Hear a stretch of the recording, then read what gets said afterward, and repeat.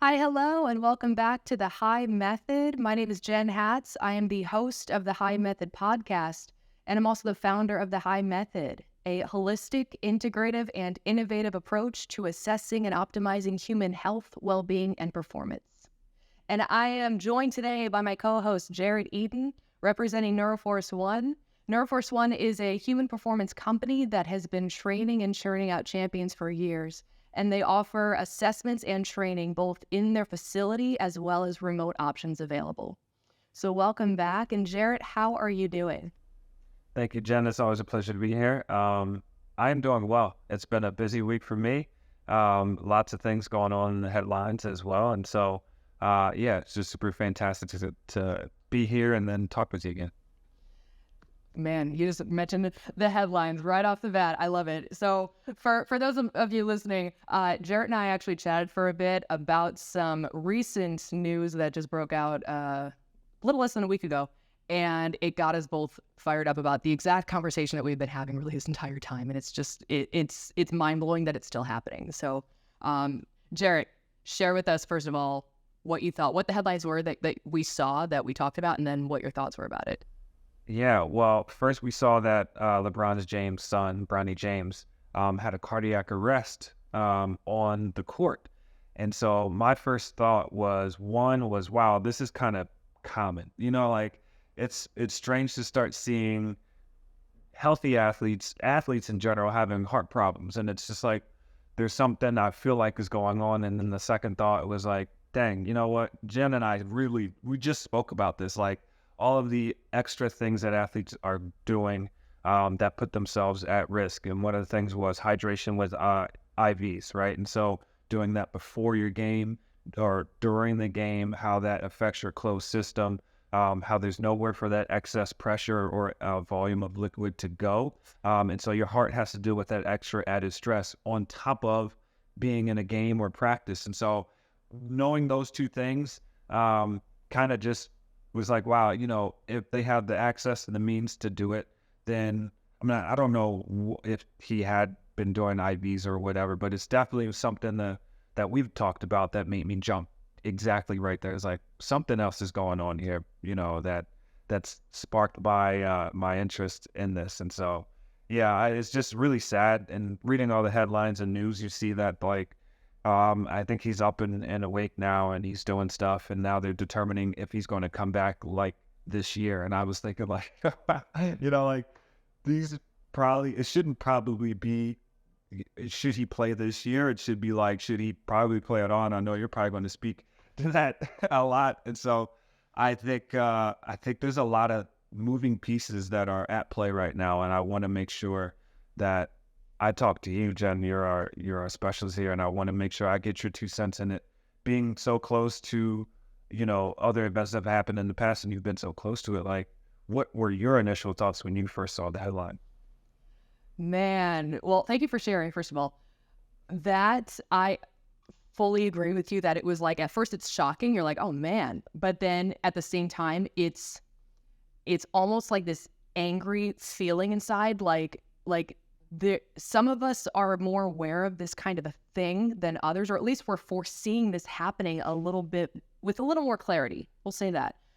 Clarity meaning, in this case, we don't know exactly what it is that happened for him or what he personally is experiencing. I saw some of the latest articles giving updates about him, and he's they're talking about how, oh, he went out to eat and he played piano and everything. So it's like, they're giving some good news out there to the public. But then one of the quotes, they actually quoted someone who they titled him as a sports cardiologist, that someone who is a specialist in sports cardiology. And his quote indicated that they look into 3 different buckets of causes for cardiac arrest in a young athlete. And those 3 buckets that they look at, 2 of them are based on what you're born with. One is a structural abnormality that you're born with. The other is an electrical abnormality that you're born with. And then the other is something that you acquire.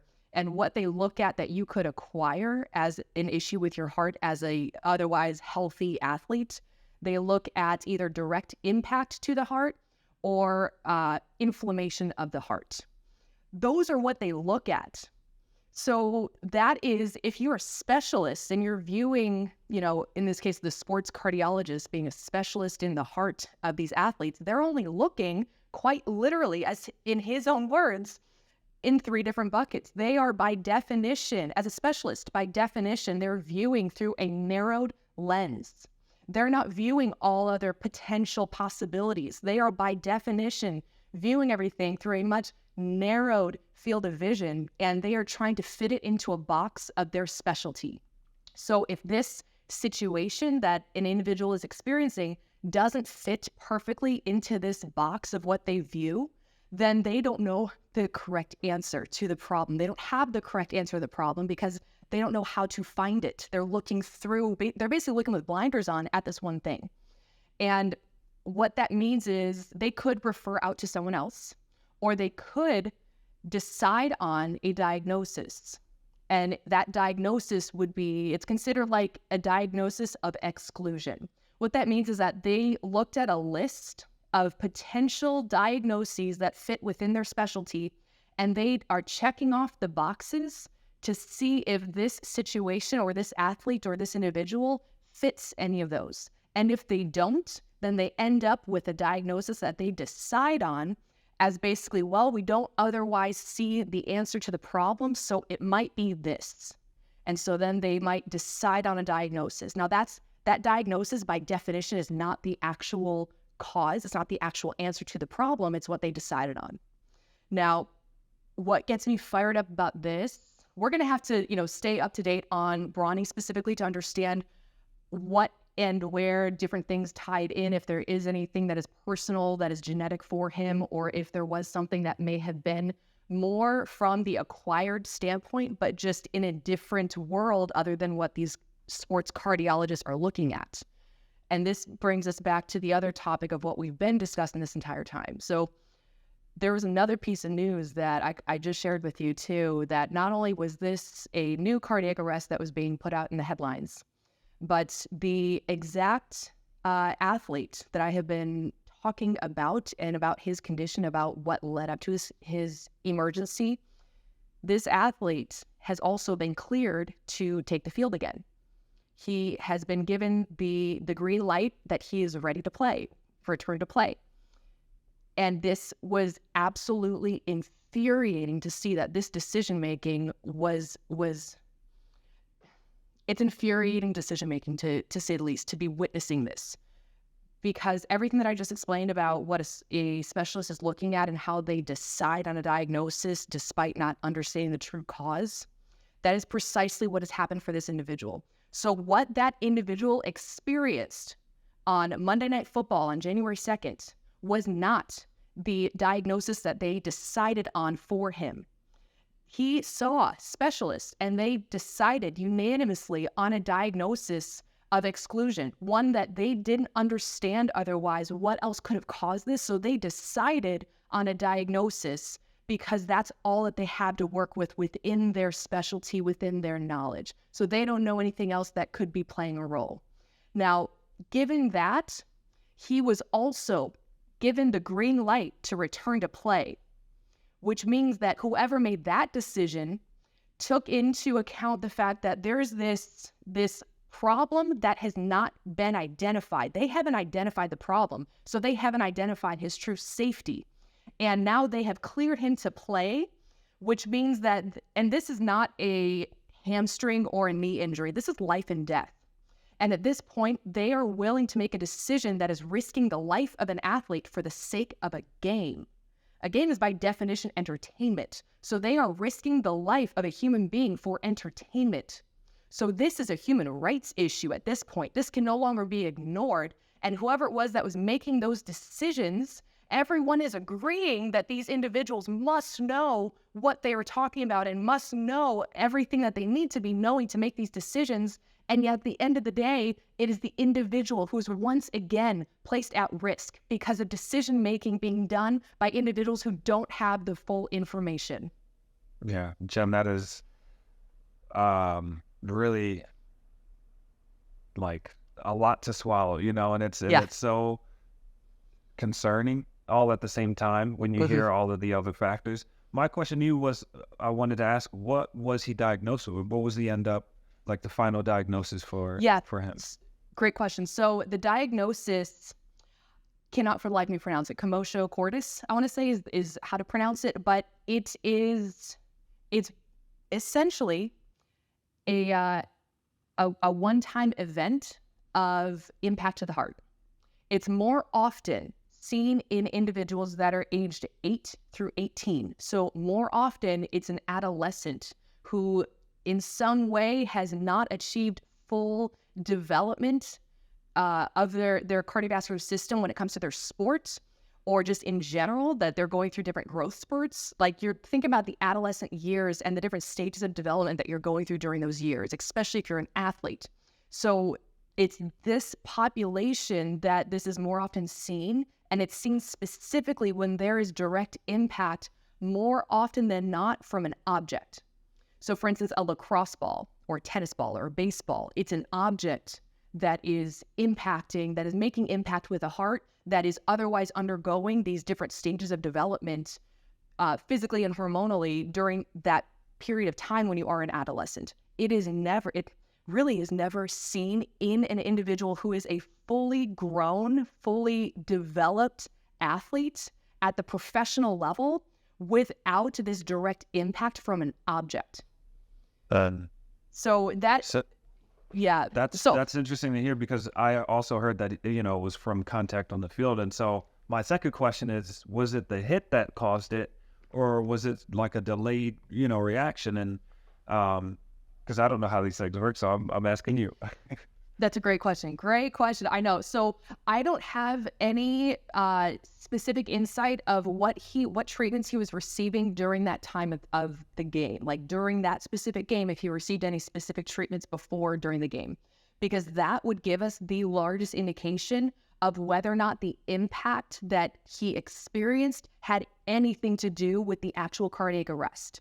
It very likely could have, but the chances are that the impact itself, it was a very routine hit. And someone who is at that stage, at that level of their play, he has been playing his entire life. Do you know how many times he has made those plays over and over and over and over again, all through practice, all through games, all through like repeating that situation over and over and over again? So from my perspective, what could have taken place is it's one of two things. It's either that there was something acute at that time happening within his body, where his body was then responding to this impact that otherwise would be a normal, safe degree of impact for him to handle, but for whatever reason, he wasn't able to handle it at that point in time. So what that could mean acutely is that he acutely was receiving some kind of a treatment or some kind of a medication, even maybe he was sick, that there could have been something else that placed him at this increased risk for this outcome from what otherwise would be a safe situation for him and his body to handle, right? The other potential cause is that there was chronic adaptations to his body, to his cardiovascular system, specifically because of repeated patterns of behavior, repeated treatments that he was receiving previously when he was especially during his college years, and when he was undergoing not only this treatment repeatedly, but under these high stress conditions. So your body is going to adapt based on what it is experiencing at all times. Those adaptations can be good adaptations, or it can be maladaptive. His body and his cardiovascular system specifically could have very likely been undergoing maladaptive changes in response to receiving this treatment repeatedly for years, and it could have led up to this event eventually happening. Now, either of those situations are equally likely. The fact that I was able to, in a way, predict this happening in August of 2019. So this was 4 years ago at this point, that I saw what was happening in real time, firsthand on the sidelines. And I said, this is not happening on my watch. I will not allow for any athlete that is under my care to be placed at a risk where they're in direct risk for heart attack, stroke, and death related specifically to this treatment protocol. And this is what I explained to him, I sat him down the next day and I explained to him in probably the most caring way that I could to not scare the life out of him about this topic, but it needed to be addressed in the most immediate sense. And I needed him to understand fully that, like, this cannot happen anymore. You cannot receive this treatment anymore. We need to work together so that this is no longer ever an option on the table for you, because you are directly at risk. It's the far end of risks, but it's a risk of heart attack, stroke, and death related to this specific thing.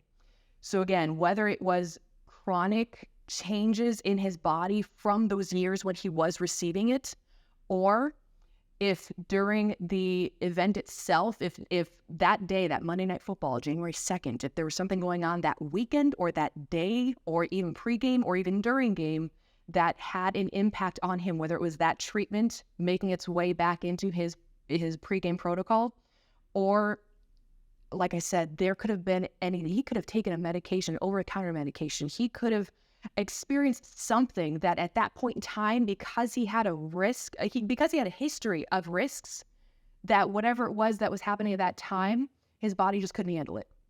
But no matter what, across the board, the fact that there's a history means that their diagnosis that this is an isolated event of just a trauma impact, it's a meaningless diagnosis. It means that, yes, they identified, that there's a possibility that impact could have had this negative impact on him and his body at that point in time. But it's not an isolated incident. There's previous history, which means because there's previous history, placing him at risk for a cardiac arrest, like quite literally. This previous history means that he is no longer cleared, given the green light to return to field. Because this is no longer this isolated incident, first of all. And like I said, this is not a knee or a hamstring injury. This is life and death. And the fact that they are not taking this decision as seriously as they need to is the problem. That athlete should never have received the green light to take the field, let alone 4 months after this entire experience happened. It is mind-blowing. It is mind-blowing, and it needs to be put out there. People need to understand that the decision-making that is happening is not well informed, and it needs massive updates. It needs massive improvements, but first it needs to be identified as being a broken system. That's you said a lot, Jen, and I had so many other questions that spawned off of that. Thinking about the system that it is, so the specialist is doing his job, right, to understand, to look in these 3 buckets, so he's not necessarily at fault, but the key things that are in place that look at the problem and the root is what truly is lacking, because now he's got a diagnosis that is not solving the problem, and if he has this history, then it could happen again. So placing him on the field again is now sounds like a ticking time bomb, because we haven't figured out the exact root cause.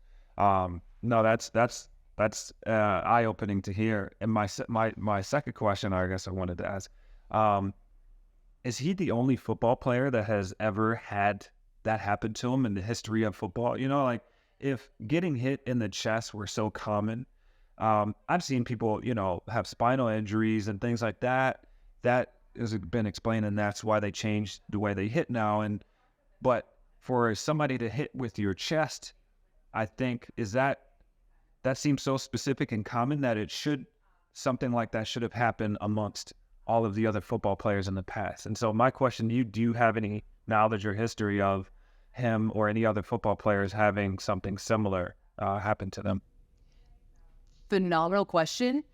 And it's like kind of difficult to answer because, first of all, there are things that happen to athletes and within programs that are not widely broadcast, if that makes sense. So the fact that this happened on live TV in front of an audience means that all eyes were on this event. So there was no chance that this could be swept under the rug. I know that sounds harsh, that things can happen that get swept under the rug, but that's precisely the one of the areas that is problematic within the system itself, is that things happen and there's a lack of awareness, there's a lack of recognition, there's a lack of accountability or responsibility, and there's a lack of, then, because of that, any possible changes. So very often there are things that happen behind the scenes that no one even knows about. So unfortunately, the reality to the answer to that question is it is possible at some point in time that something did happen to another individual that no one knows about, just because there was no one there to identify it and broadcast it to people. Like that's a very clear, that's a very real reality of the industry itself. The other thing that I want to actually, so you had mentioned too about the fact that, like the specialists, for instance, like they were just doing their job. They didn't know what else to look at, so that was their job. That's the other thing that I think is the most problematic of these situations occurring, is the fact that everyone does their job. They stay within their job. They stay within whatever the box of their job is, and that there's a very large gap of communication across departments or from an individual, from the athlete to the practitioner. There's a very large gap in knowledge and understanding and being willing and able to share that knowledge and understanding. It's like there's, for whatever reason, a very large degree of like secrecy, if anything. It's like there's so much discretion kept within a department, for instance, that they won't share what they're doing or what they're seeing or what they're saying to other departments. So like I just said before, how something could absolutely be happening that no one knows about, that's a perfect example. Something could happen within sports medicine or within athletic training, and it never makes it known to the rest of the team, right? It might stay within that department and with maybe the head coach or the head decision makers, and no one else knows what's going on. There's so many layers of missing information and gaps of communication that are really promoting these problems from continuing to occur, because you're completely removing what is necessary in order to finally solve these problems. And that's to share this knowledge openly, to open up that communication so that way you can share this knowledge appropriately, and to be all on the same page about anything that is going on, and that you're understanding fully the risks involved because you're opening up this communication. There's so many issues. Yeah. So looking at it from a business side, right? So sports is a business. How, like, it took a long time for the NFL to kind of recognize concussions as something that is like a problem for them. So I understand the resistance to even want to share information, because that means they have to do something about it. And that means they have to put money, time, and resources into it to make a change. And so I think maybe the NBA is a little bit different, but definitely on the football side, I've seen, the history of how processes are changed, and that takes a long time. It takes a lot of momentum. It takes a lot of like social pressure for them to kind of get their feet moving, to even admit something's wrong, like not even change it. Just say that, hey, maybe this is something that has to change within the game. And I think there's going to be obviously there's going to be a lot of pushback and resistance to any change that's happening, but it seems like it's almost a near impossible task to do. And so for you, what are some of the main points and goals that you're trying to get across? I know that you're saying the system is not correct. Is it more so also like you're trying to wave a white flag to say, hey, there's another component, like look over here? Or is it more so like, all of the system is broken, we want to tear the whole thing down? No, that's actually great that you just like alluded to that. No, so I totally, I think, first of all, the biggest ask that I have really in just being the first person to voice this, really, because I'm the only person, as unfortunate as this is to have like this weight on my shoulders, I'm like the only person who saw what's happening and who sees what's happening and who is like adamant about getting this out there, So once I can get my voice out there to even just a few and start building that community, building that collective awareness of what is going on, especially in those who are being impacted by this. So that is athletes and personnel alike.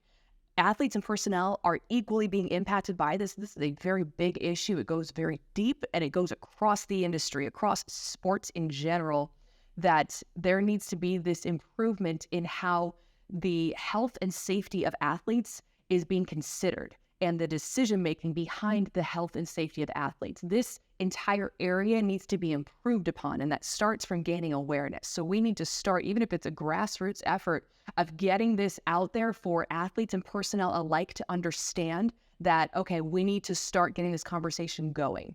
From there, I think the next best step of action is to promote the actual players associations, the different unions, different communities of athletes who are specifically formed in order to protect their rights. This is quite literally your right as a human being to be able to protect your health and safety for the occupation that you are engaging in. In this case, this occupation is the sports industry is an entertainment industry. So they have a bottom line, and that's what their decision making is looking at. Now, it's the efforts of those players associations, those unions, those groups that are specifically designed to protect the rights and the health and safety of athletes that need to speak up on this. They need to collectively group together to speak up on this, that no, we need to start implementing changes so that way our health and safety is not directly at risk for the decision making of the game or of the event or of the entertainment. From there, then it's starting to incorporate different stages of opening up this need for knowledge and education, appropriate knowledge and education to be provided to athletes and personnel alike. Personnel need to have that much greater support system behind them to bring their knowledge up to date, to bring them the necessary communication channels they need between departments so that they are all on the same page and they're all understanding what it is that they're doing. Because personnel also, they may unknowingly be administering some type of treatment without understanding what other departments are doing or without understanding the true risks involved of what they are doing. So there's a need to promote and improve that education and that awareness from the personnel in different departments, as well as improving the education awareness for athletes specifically on how to take care of themselves and be empowered, feeling that ability to openly communicate what they're experiencing with personnel, and for personnel to know the appropriate methods to assess, the appropriate questions to ask to gain that understanding of what the individual is experiencing before then providing any kind of a treatment or intervention. So there's stages in order to get to this point where the system itself is working that much more cohesively and that it's a collaboration. The goal here is not to fight the system just to break it all down. The goal here is to improve the system, but it really comes from bringing, first of all, attention and awareness to the fact that there are these problems that need to be solved, and we can do it together. We don't need to be combating each other. We don't need to be, pointing blame at anyone, because that's not going to solve any problems. It's a matter of everyone collectively working together, deciding that no one, and first of all, that no one should be placed at risk, and that no one should be held fully responsible for something that they didn't understand was even a risk at all, right? So it's going to take time. It's going to take a lot of stages of development, but I think that the more that there is this approach where it's building that sense of community for these programs, for even just if it's a one-on-one interaction between an athlete and a practitioner, that there's that trust and a true relationship being formed, that it's not one against the other, but that there is that cohesive communication and that trust and that knowledge and awareness being shared through this nice understanding, this nice dance of understanding within that dialogue. I like that a lot. And me being an athlete, I know I shared this on our previous episode, not having that information and probably putting myself at risk for any, athletic or performance gain. And so those are some of the trade-offs that I didn't realize as an athlete that I probably would have loved to learn, like I wouldn't want to put myself at harm's way for death or cardiac arrest. So definitely informing the athlete, getting that information out there is definitely one for change, which is fantastic. And then also you spoke on proper treatment for certain athletes, and so some people are tied to their what is the word I'm trying to say? Their routines of how they get ready with as to say changing that IV. And so it didn't seem like there's a lot of purpose or intent behind that. The purpose is to hydrate, but the risk is higher then. And so I want to kind of segue into like purpose-driven treatments or remedies that you can give an athlete for hydration specifically. Let's just stay on the topic of hydration. So what is something purposeful and meaningful that the athlete can do to hydrate well before? Let's start to change these habits and rituals that they do. Yeah. Oh, I love that. So like, I'm just like blown away what you just said, because that's exactly like the whole point really, is that there's this understanding that every single individual is in fact an individual, and they have their own needs. Their own needs are needing to be met in a manner that is protecting them, that is truly protecting their health and their safety first, and also being able to optimize their performance. So there is this need to have this constantly changing view of what is an appropriate protocol per individual, because it's going to be based on the individual. That being said, whatever it is that you are providing or recommending to an individual needs to be something that you have already properly assessed is safe for that individual. Not something that maybe, well, I was going to say, like, if someone's just asking for something verbally without understanding what it is that they're asking for, that's when you have to turn your attention towards that dialogue, opening up that dialogue, and that getting that conversation going of, okay, why is it that you're asking this? And what is it that you understand about this thing that you're asking for? Are you aware of what it does, of any risks involved? Only then, when you've had that conversation and you can identify that this individual truly understands what it is that they're asking for, then you can, first of all, ask for consent then before providing a treatment. But there's a whole need to take, really, if anything, as a practitioner, this is like in the position of practitioner, you're taking this constantly pivoting position with how you approach an assessment. The contrast of that is having basically like an outline of what you're looking for, and you're going to check off the boxes, and whatever someone says, you're going to write it down. And that's kind of the typical method that individuals might use for either assessing what someone needs or for recommending something and delegating something out. They might just have an outline or checklist, and they're just checking off the boxes. So instead, it's taking that pivoting approach, right? So whatever that initial interaction is between you and the individual, then you're going to pivot your approach, so that way you are identifying what this individual specifically is in need of and what they're expressing, either in what they say, how they say it, or what they don't say. From that pivoting approach of an assessment, then in this case, we're talking about hydration specifically. So in this case, my first line of questioning for an individual would be trying to gauge their understanding of what hydration is for them, meaning what their typical behaviors are throughout the week, just in general, and also what their typical behaviors are and their attitude towards hydration when it comes to their actual time that they are training and playing or performing.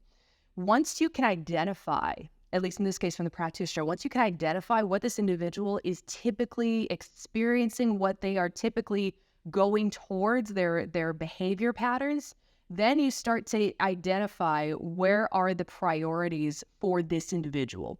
So because it is individual based, there's unfortunately not like a broad scale recommendation I can make of like prioritize XYZ. But if there is anything, I would say, first of all, prioritize something that is a non-invasive method for maintaining your hydration status. The only time that you would ever bypass that and go with an invasive route would be if there was an absolute clinical necessity for it.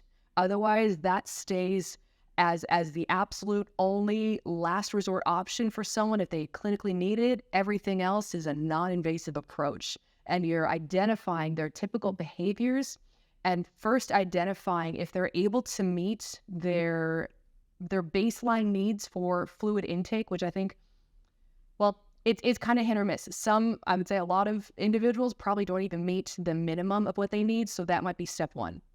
And then the other side is that they might be over-consuming, especially if they're over-consuming during their time that they are training and playing and competing. So maybe it's time to adjust specific electrolytes, for instance. So it's a constant constant pivoting, constant changing, constant identifying and assessing, but it's on the part of the practitioner to know what is the absolute no-go. We're not going there unless we absolutely have to, versus what is the tried and true methods that we're going to try over and over again. We're just going to find ways to adapt based on how you are experiencing them. I love that. I never knew how complicated hydration was. I thought it was just simply let's drink a gallon of water. Dehydrated. Yeah, go get an IV. It was one of those things. It's like, yeah.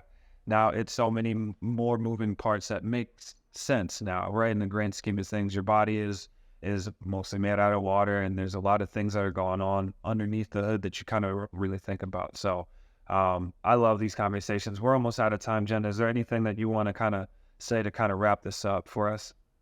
No, I appreciate the fact that you're equally as blown away about hydration as I am. Because that was one thing that like all through school, they just kind of throw it away as like a nothing topic. It's like literally you go through however many chapters or classes before they ever get to anything about hydration. So it was something that I had to learn the hard way through, real life experience of like, oh, this is a big deal. So yeah, so I appreciate you mentioning that. But no, and that's really the entire reason why I focus so heavily on it is because of that purpose that was all of a sudden thrown in my face repeatedly. It's like, oh, there's a reason why I need to pay attention to this, that other, I may not have been taught to pay attention to it, but there's a reason why now we have to pay attention to it. So very much going back to that purpose-driven effort really in anything that I do, and everything that NF1 does as well is all this purpose-driven effort where we intend on impacting athletes in the most positive way possible, whether it's their actual performance being optimized or if it's protecting their health and safety and their well-being. So there's always that purpose and that intent behind everything we do. So I love being able to have these conversations and just being able to collaborate so closely with Neuroforce One because we share that common purpose-driven vision. Likewise, Jen. It's always a treat to talk to you. Well, thank you so much.